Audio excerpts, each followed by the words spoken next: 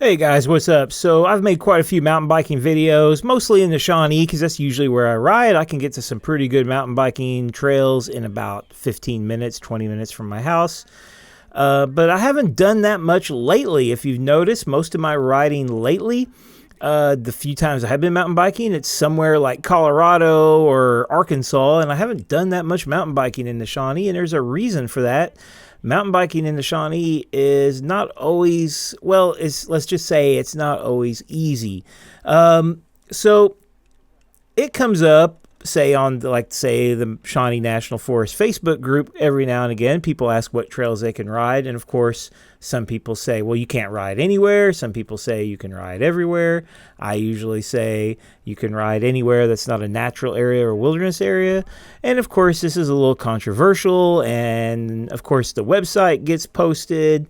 I'll talk all about that here in a minute, but I just wanted to show you some clips here from me and Luke riding. This is at a place called the Ruby. This is one of my favorite trails, but also it's really, really tough to ride sometimes.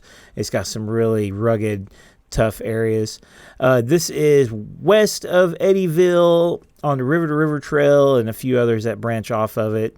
And it's some really, really scenic trails. It goes along the edge of the Bay Creek, heading towards Bay Creek Lake, otherwise kind of known as Millstone Lake.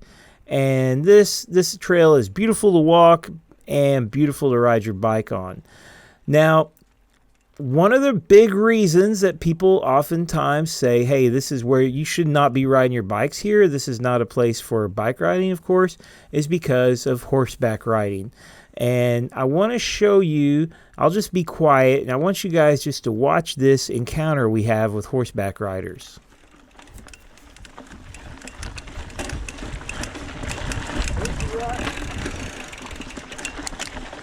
Okay, folks, we have horses up.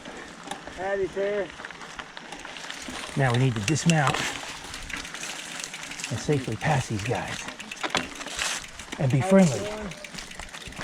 Hey, I appreciate it, guys. Thanks. How's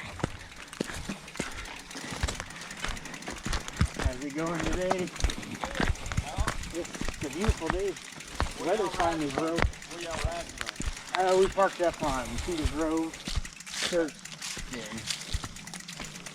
We haven't been in here in a while. Finally dried up enough to get in on a bike. You guys got some pretty intelligent horses there. Yeah. They know what they're doing. Good. Thanks. You too, guys. And there you go, folks.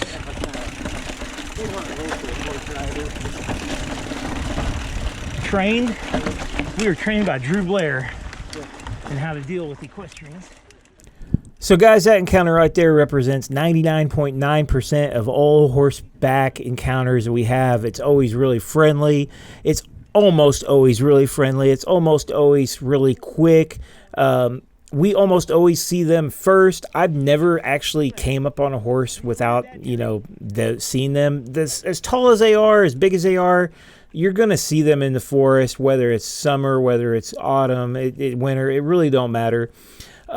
You tend to see the most horses in this time of year, this late, or this, you can see them anytime, but generally when the weather's nicer, you're going to see more. So a lot of controversy about riding mountain bikes in the Shawnee is really a small number of horseback riders who just would prefer we weren't there. And they don't see us as being really a legitimate user group. And if you check the website, that's what it says. There's no mountain biking allowed in the Shawnee on the website. But the fact of the matter is, we've been doing it for 30-some years. Nobody's ever been ticketed for it. The Forest Service is fully aware we do it. We work with the Forest Service. And the legal language is eventually going to change. But I know there are some horseback riders who would love to, never see that change.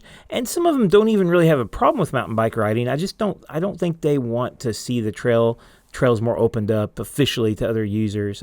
That's my opinion. I don't know. But as far as safety goes, I don't see a big issue. And I think that in the Shawnee, I mean, there's not going to be a big issue. I just don't think we're going to have an explosion of mountain bikers in the Shawnee, and that's not something to worry about.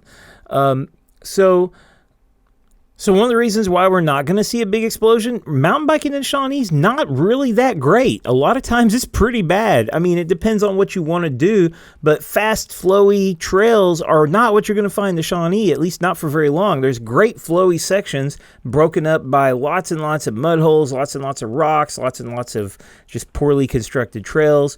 And that's just riding into Shawnee, and we've been doing it for a long time. And you know, there's some new places. We got some great trails at Glendale. There's a brand new trail at Touch of Nature. There's a mountain bike trail here at Wren Lake, and you know, there's great places to ride. But it's not what most people want to do on a mountain bike. It's oftentimes very technical, very slow, very rugged, very rough. As you can see, some of these trails here around the Ruby that we're riding. But a lot of people like it, and we'll continue to do it.